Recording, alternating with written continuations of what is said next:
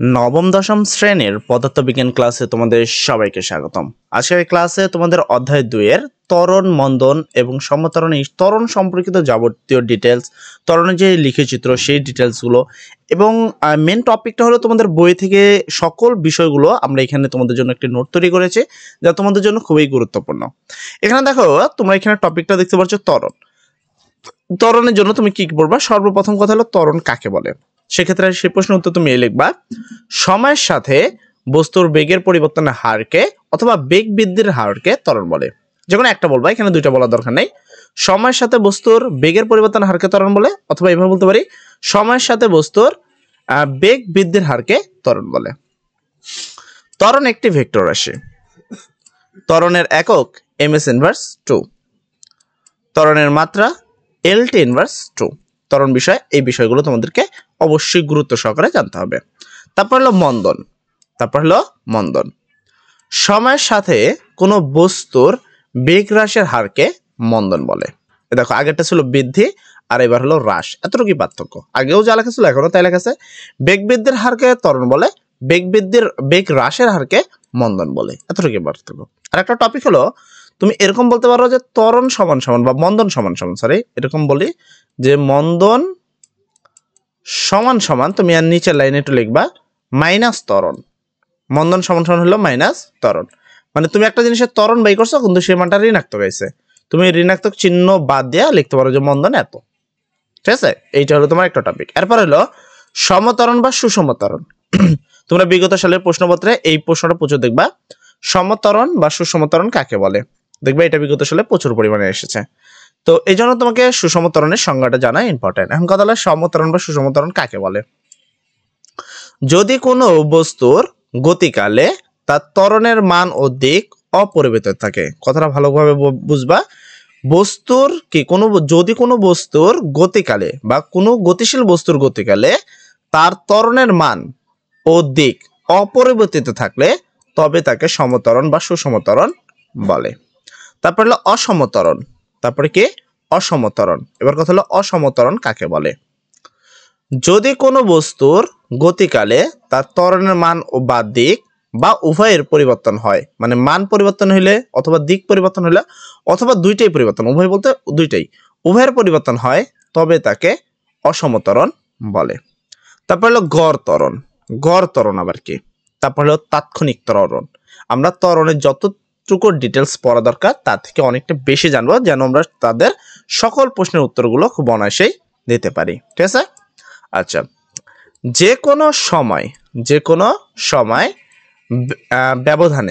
সময় ব্যবধানে বস্তুর গড়ে প্রতি একক সময়ে বেগের যে পরিবর্তন হয় তাকে বস্তুর গড় ত্বরণ বলে। এরপর হলো তাৎক্ষণিক ত্বরণ। তাৎক্ষণিক ত্বরণ কাকে বলে? সময়ের ব্যবধান শূন্যের কাছাকাছি হলে সময়ের সাথে বস্তুর বেগের পরিবর্তনের হারকে তাৎক্ষণিক ত্বরণ বলে। এখানে একটা প্রশ্ন দেখতে পাচ্ছ, যে প্রশ্নটা তোমাদের বিগত সালে প্রচুর পরিমাণে আসছে এবং যার কারণে এই প্রশ্নটা এখানে তোলা হয়েছে। এখানে বলেছে বৃত্তাকার পথে ঘূর্ণনশীল বস্তুর ত্বরণ কি শূন্য? বৃত্তাকার পথে ঘূর্ণনশীল কোনো বস্তুর ত্বরণ কি শূন্য? তো এটা তোমাদের খ নাম্বার প্রশ্নে আসে। এই প্রশ্নটা কোথায় আসে? খ নাম্বারে। আচ্ছা, সেক্ষেত্রে উত্তরে আমরা লিখব সুষম বৃত্তাকার পথে সমদ্রুতিতে গতিশীল বস্তুর বেগের মানের পরিবর্তন না হলেও দিকের পরিবর্তন হয়। অর্থাৎ বেগের পরিবর্তন হচ্ছে, বিষয়টা বোঝো। একটা ত্বরণ কখন হয়? ত্বরণ মানে কি? বেগ পরিবর্তন হারকে ত্বরণ বলে। এখন যখন তুমি সমবেগে, মানে একই, সুষম দ্রুতি বলতে সমবেগ বোঝায়, একই বেগে, ঠিক আছে, একই বেগে তাকে ঘোরাচ্ছ, তখন কি তার মানের পরিবর্তন হচ্ছে না, কিন্তু কি যখন মানে 0 পয়েন্ট বরাবর অর্থাৎ বা গোল বরাবর, বৃত্তাকার বরাবর তুমি ঘোরাচ্ছ, তখন তার দিক কিন্তু বারবার পরিবর্তন হচ্ছে। তো এই বেগের এটা কি? তো যেহেতু দিক পরিবর্তন হচ্ছে তার মানে কি বেগের পরিবর্তন হচ্ছে। আর আমরা জানি সময়ের সাথে কোনো বস্তুর বেগের পরিবর্তন হারকেই ত্বরণ বলে। তার মানে কি, যদি সময়ের সাথে সেখানে কি ত্বরণের পরিবর্তন হচ্ছে, বেগের পরিবর্তন হচ্ছে। আবার আমরা সংজ্ঞা অনুসারে জানি বেগের পরিবর্তন হলেই বা বেগের পরিবর্তন হারকেই ত্বরণ বলে। অর্থাৎ সুষম বৃত্তাকার পথে ঘূর্ণনশীল বস্তুর ত্বরণ শূন্য হবে না। তার মানে কি, সুষম বৃত্তাকার পথে যে ঘূর্ণনশীল বস্তুগুলো তার ত্বরণ কি হবে না, কখনোই শূন্য হবে না। তার পরবর্তী প্রশ্ন, একটি বস্তু বৃত্তাকার পথে সম্পূর্ণ একবার ঘুরে এলে এর মোট সরণ কত হবে? ব্যাখ্যা করো। দেখো, এটা একটা বৃত্ত, এখান থেকে ঘুরে আবার যদি এই বিন্দুতে আসে তাহলে ত্বরণ কত হবে, মানে সরণ কত হবে। সরণ জিনিসটাকে, সরণ মানে যে বিন্দু থেকে যাত্রা শুরু করেছে এবং যে বিন্দুতে যাত্রা শেষ করছে সেই বিন্দুর মধ্যবর্তী দূরত্ব। এখন যে বিন্দু থেকে শুরু করছি বৃত্তাকার পথে ঘুরে তো ওই বিন্দুতেই আসতে হয়, তার মানে ত্বরণ কি হবে, শূন্য হবে। যাই হোক, এটা তো বেসিক কনসেপ্টে বুঝাইলাম। আমরা এবার লিখিতটা কিভাবে লিখবো, সেক্ষেত্রে আমরা লিখবো সরণ হলো কোন বস্তুর আদি অবস্থান ও শেষ অবস্থানের মধ্যবর্তী ন্যূনতম সরলরৈখিক দূরত্ব। এটাকে সরণ কাকে বলে তার সংজ্ঞা। এবার আসি, বৃত্তাকার পথে সম্পূর্ণ একবার ঘুরে এলে বস্তুটি তার আদি অবস্থাতেই ফিরে আসে, অর্থাৎ সরণ হয়ে যায় শূন্য। অর্থাৎ একটা বস্তু বৃত্তাকার পথে সম্পূর্ণ একবার ঘুরে এলে এর মোট সরণ হবে শূন্য। আচ্ছা, এর পরবর্তী প্রশ্ন, অভিকর্ষ ত্বরণ একটি সুষম ত্বরণের উদাহরণ ব্যাখ্যা করো। অভিকর্ষ ত্বরণ একটি সুষম ত্বরণের উদাহরণ, তো তোমাকে এটা কি করতে হবে, ব্যাখ্যা করতে হবে। অভিকর্ষ ত্বরণের মান 9.8। এই মানটা কখনোই কিন্তু চেঞ্জ হয় না, সচরাচর চেঞ্জ হয় না। এটা যদিও এক জায়গায় চেঞ্জ হয় না, জায়গা ভেদে বা ব্যাসার্ধ ভেদে এই মানটা চেঞ্জ হয়, তবে আমাদের টপিক এটা না। আমাদের টপিক হলো অভিকর্ষ ত্বরণের মান একটি সুষম ত্বরণের উদাহরণ। এটা তোমাকে ব্যাখ্যা করতে হবে, মানে আমাকে এই পক্ষে যুক্তি দিতে হবে, বিপক্ষে নয়। তো সেক্ষেত্রে আমি কিভাবে দিব কথাটাগুলো, তো অভিকর্ষ ত্বরণের অল টাইম বা নির্দিষ্ট যে আদর্শ মান সেটা হলো 9.8। এটা কিন্তু সচরাচর কোনো অঙ্কে চেঞ্জ করতে হয় না।